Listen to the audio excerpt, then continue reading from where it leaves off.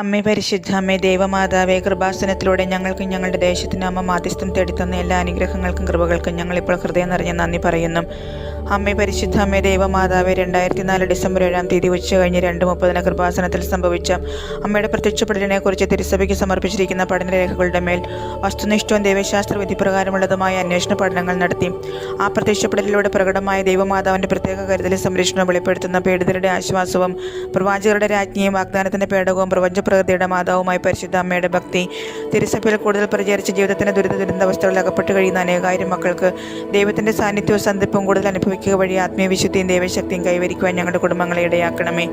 അമ്മേ പരിശുദ്ധ അമ്മേ, ഭൂസ്വർലോകങ്ങളുടെ രാജ്ഞിയായ അങ്ങയ്ക്ക് ഭൗമ സംരക്ഷണത്തിനായി പ്രപഞ്ചപ്രകൃതിയെ തന്നെ തിരുസഭ പ്രതിഷ്ഠിക്കുവാൻ ഈ പ്രത്യക്ഷീകരണം വഴി ഇടയാക്കണമേ. പരിശുദ്ധ അമ്മേ, ജപമാല മാതാവേ, സകല കൃപാസനം പ്രാർത്ഥനകളോടും ചേർത്ത് ഞങ്ങളിപ്പോൾ പ്രാർത്ഥിക്കുന്ന ഈ കുടുംബത്തിൻ്റെ പ്രത്യേക നിയോഗം അമ്മയുടെ പ്രത്യക്ഷീകരണത്തിൻ്റെ അനുഗ്രഹവേളയിൽ ഞങ്ങൾക്ക് സാധിച്ചു തരുവാൻ കനിയണമേ.